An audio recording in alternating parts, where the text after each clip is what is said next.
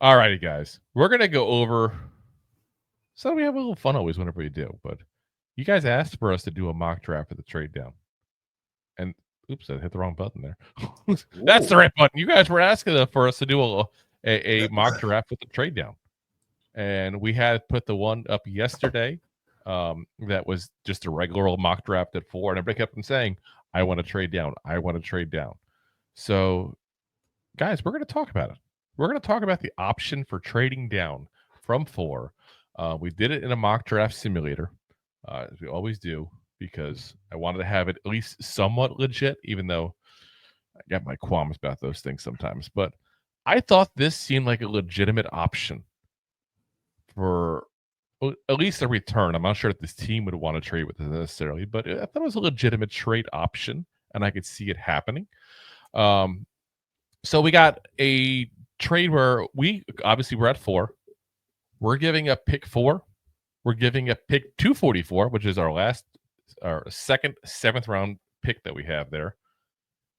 And we're getting back 18, 50, 82, and a 2nd round draft pick next year. That's a good return at that point, I think. I think so. And I don't think it's unrealistic. They're swapping ones, and you're getting back a 2, a 3, and next year's 2. Yeah, and then like you want to talk about a rebuild, that's how you do it. We've talked about this numerous times. You do it through the draft, and now you got a lot of capital in the draft. Yeah, and like granted, it's not a top 5 pick, but you're talking about like you find a lot of studs in the 2nd round. That you do, and this is that draft too. This is that draft where we talked about it. There's not going to be that much difference between the 1st round and the 2nd round. This is one of those drafts, and especially if you're talking, mid to late at that point. So it's going to be kind of personal opinion on what you really like and what you really need is what it's going to end up being all about. Yeah. So we're trading with this now. It's going to be with the Seattle Seahawks, by the way. That's the ones who made this trade with us here. And you're going to find there may be a team that wants somebody that's in that 1st round. So we're going to get right into that. But before we do, guys, if you haven't already, do me a favor. Hit that like, hit that subscribe. Appreciate that in advance. We don't want to harp on it, but we're on a quest for 1,000 subscribers, guys. If you can help us out, it'd be very much appreciated. All right. First up. Should we pay the bills? No, we're going to go right into the thing. We're paying the bills later. All right. We're already in the mid segment. All right. So first up, we're going to go with pick number 18. This is our pick that we got from the Seahawks in that trade. And we're going to go ahead and take Tyler Booker, guard out of Alabama. And what we're doing here, guys, point blank, is we're doing what we've been saying we need to do all this offseason, all this regular season, all the last 5 years, it seems like. We're going to build up the trenches here. Because we're not in a place where we can say that. We've said all along our offensive line is an issue. Especially the interior offensive line. We have a situation where our defensive line is horrendous, minus Dexter Lawrence. So we're going to start building these trenches up with these picks here. So Tyler Booker, guard out of Alabama. Bleacher Report says, overall, Booker is a powerfully built guard with commanding play strength, power, and tone-setting demeanor, who can get manipulated out of position when isolated against high-end rushers, but will solidify the pocket against the bull rusher and dish out. So yeah, we got a guy here that point blank. Listen, not a perfect prospect. That's you don't get that in 18th overall, but you got a big bully guard. We need one at the right guard position here coming up here because Greg Van Roten is either not going to stay, or if we sign him for the year, listen, guys, he's getting up there in age. He's a guy that you don't know how much longer you got him for. And now you're getting a top end interior offensive lineman in this draft, a position that, let's be honest, even if let's say we sign Greg Van Roten, we still need depth at. We can't you can't have the Josh Azudus of the world here being a main backup offensive lineman for us, guys. Yeah. And I think this is a guy that would develop into a day one starter for us. I think he's that good. Would he have some issues? As we said, and right there, he has some issues against high-end speed guys. you don't get as many high-end speed guys from the defensive tackle position when you're a guard. You do get them sometimes. Yeah. But what I'm saying is it's a different thing than when you hear that for a guard than when you hear that for a tackle. There is a major difference, guys. We also have now our second pick here. Pick number 35. This is our second round pick. And we're going with Walter Nolen, defensive tackle out of Ole Miss. Like I said, guys, we are building up the freaking trenches here. Bleacher Report says overall, Nolen has all the tools to be a starter within his first 2 seasons in the NFL and has Pro Bowl All-Pro potential down the line. Schematically, he's fairly versatile as someone who can line up as a 3 technique in even fronts or play as a 4-eye technique in odd fronts. So what I'm doing here, guys, is we're getting someone who is a guy with a high upside, a guy who can come in right off the bat and provide you something, but has high upside overall, and a guy who has scheme versatility, which is something I love in players overall. That's what I want. I want someone who can move around this defense because the defense moves. Yeah. Plus, we don't even know who's going to be our coordinator next year. If we fire Dable, it might be a whole new coordinator. If we don't fire Dable, then next year we could have a whole new coordinator, depending on what happens with this Giants team. You know, and this a scheme versatility is something we should be looking at. Now, if we keep Joe Shane as our GM and we keep Dable as the head coach, they're going to probably draft more people that fit directly into their schemes. And that's part of why I don't want to keep these guys. It's a whole other topic and a whole other day there. But yeah, here's a guy that can come in and, like I said, move around the defense and provide something for you right off the bat, and has, like I said, a high upside kind of guy. Round 2, pick number 50. This is the pick we got from Seattle in that trade. And we're doubling down, guys. Kenneth Grant, defensive tackle out of Michigan. Bleacher Report says overall, Grant's size and strength should help him at least be a good 2-down interior defensive lineman in the NFL. He also has some scheme versatility, allowing him to line up as a 2-eye technique in even fronts or a 2-gapping nose tackle in odd fronts. Now, he's a different guy than Nolen. Nolen is that guy that's got the full versatility of a defensive tackle. Kenneth Grant is one thing we've been lacking very much this year, especially with Dexter Lawrence being out of the lineup. He is a big body, run-stopping defensive tackle. That's what he is. You're going to bring him out. I'm telling you this right up front. If we get this guy, you're going to bring him out of an obvious passing down. He's not your guy you keep in 3rd and 18. That's not what he is. But you know what we got? We got Elijah Chapman, who is the perfect guy to swap him out for. So you get your big body that's there to stop the run, take on blocks, and allow the defensive line to actually control that line of scrimmage. That's something we are surely missing. And I would love to have. By the way, wasn't there a guy we drafted that was like a big defensive tackle that people said couldn't rush the passer? We got him in the 1st round, I believe. What was his name again? Oh, yeah, Dexter freaking Lawrence. You have no clue what you get sometimes out of these players until you get an NFL coach on there. And a guy like Andre Patterson, who's known for developing talent, now has 2 second-round defensive tackles to build up that defensive line. And like I said, I know some people are going to tell me that I'm crazy for that, because it seems weird to double down, but that is such a big position for need. Now, I'll say this up front. There is one spot I really wanted to draft here, and I couldn't. There was nobody worth the picks, and I'm not going to reach. And that was corner. I really wanted to get a corner early. There was no good corners where I was at. And that's what it boils down to. I'm not going to reach. I would rather go get some guys in free agency and spend the money there than reach. And in reality, you shouldn't reach. You should be able to fill up your holes you have in free agency so you don't have to reach. 100%. And especially you beef up that defensive line. It's going to make it a lot easier on those corners. Yep. Because of the pressure and bad throws. Oh, yeah. So, yeah. Next up, guys. Pick number 66. Guess what we're doing? We're doubling up again. Double up. Donovan Jackson, guard out of Ohio State. Now, guys, again, I know I'm crazy. I'm doubling up here twice in 4 picks. But here's the beauty of the scenario. We talked about already. Greg Van Roden, he's definitely not the long-term plans because of his age, but we don't even know he's going to be back there next year. So you get Booker in the first round. He can be the starter at right guard.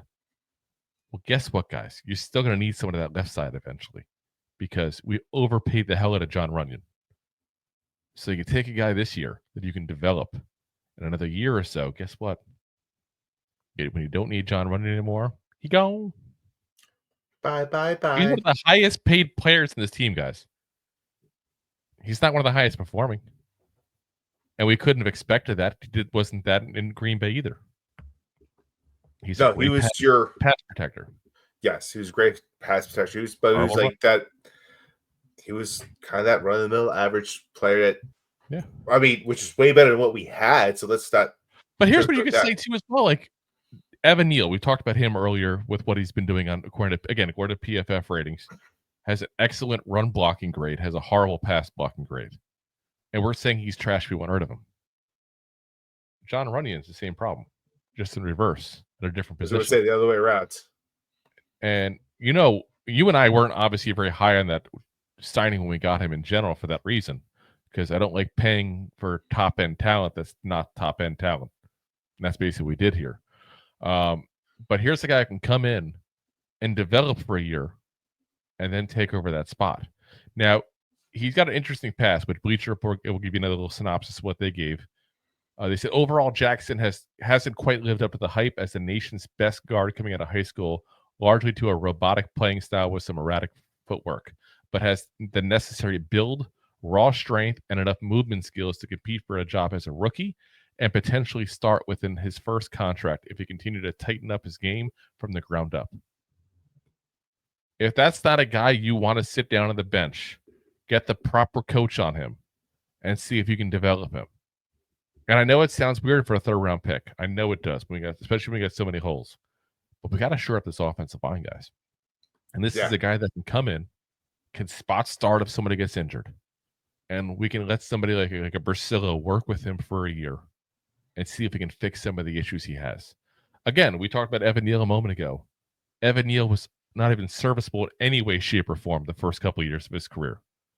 He's been a great run blocker now. Not a good pass blocker, but a very good run blocker. That's Bursillo. I actually have a lot of faith in Bursillo, and I'm telling you right now, if we decide to get rid of Dable, I still want Bursillo here. I like a lot of what he's done. I really do. So, again, you got now 2 guards and 2 defensive tackles. We are fixing the interior of the offensive line here and the defensive line. Now, I know what everybody's going to say. You crazy. 2 guards. Who are they protecting? We need a goddamn quarterback. We got you covered right here.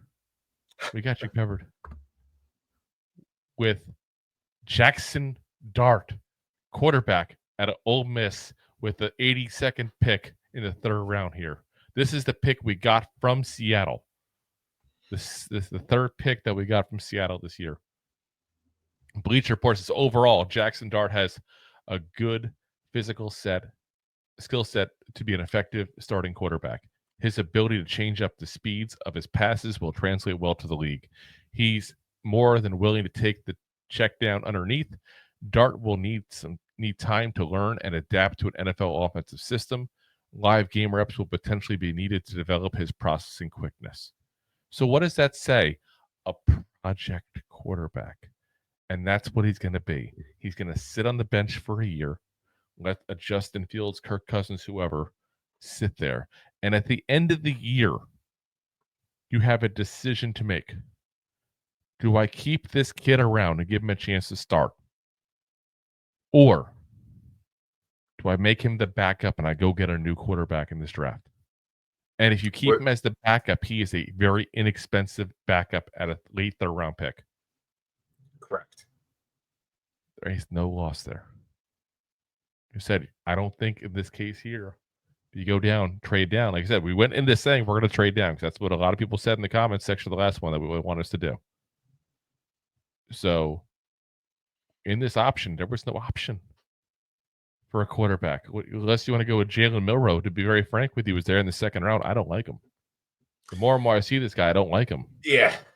So if I'm going to take a guy I need to develop, I want to take a guy to develop that actually has an arm. You know, even his receivers, Milroe, his receivers were looking at him with some of the missed throws he had in that last bowl game there. That's how bad it was. So, like I said, here's a guy you can develop, though. Now, round 4. To the fourth round we go. Pick number 102. Johnny Cornelius, offensive tackle out of Oregon. Oh, yes, I'm going to keep on doubling down at this lineman until we get this line fixed, goddammit.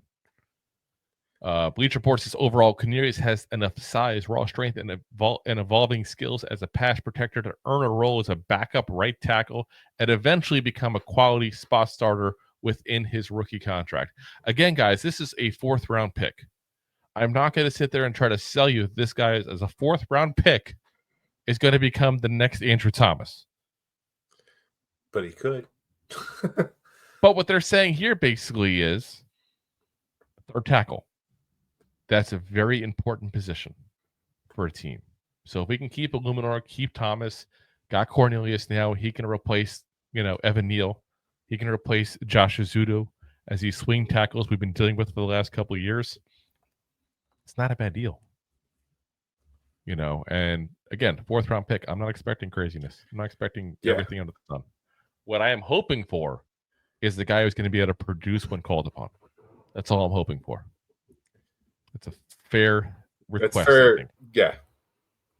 Again, whenever we do these drafts, you all have been watching the show on a regular basis. We don't go crazy. We don't expect crazy things at 4th, 5th-round picks. We're not that kind of goofball. We got a 2nd, 4th-round pick that I go over. Pick number 134. Dalen Everett, cornerback out of Georgia. I finally found a corner I was okay with taking. Let's go. Finally. Again, this guy though is a day 3 pick. We're not expecting a quality starter here. What we are hoping for is a good depth piece. Yeah, Draft Network Trey Hawkins, 3rd. Draft Network says overall, Everett's best opportunity of contributing early in the NFL would be in a primarily zone defense where he can use his natural instincts to make plays on the football in the passing game. So that's where we're at. It's a great idea to go ahead and get a guy in here that can contribute and has a skill. Now, Everett's skill, point blank, is he is a guy who is great at processing. He's great at seeing things develop. What he's not good is he doesn't have elite athleticism. He's one of those guys. He's the try-hard guys. Usually when you're on day 3, you get 2 things. You get athletic, but can't put his stuff together, to put it nicely. Or the try-hard guys, the guys who process, see things, mentally it's all there, but they just don't have the physicality. They don't have the, the athletic attributes that you'd like to see in the NFL. This guy definitely falls in that category. But I'll take a sound mind who can make a big play when called upon potentially, because guess what we've been lacking all freaking year? They've been lacking corners that can actually catch the ball. Corners that can make big plays. Yeah. And here's the guy who has that potential. Again, as a reservist, I'm not expecting, 5 pick sixes from this guy next year or something like that. But I think he's the guy you put in nickel and dime positions that knows where to go. And that's a key thing there. And because he's not overly athletic, maybe you try to slip him in as a slot corner. Maybe you move, Drew Phillips into the outside. I've heard people talk about that as well. We'll find out. Real quick, guys, we don't want to pause before we get to our next one here because we got a super chat. Super chat. Oh, yes. It's time for the disco ball for the super chat. We're doing it. Disco.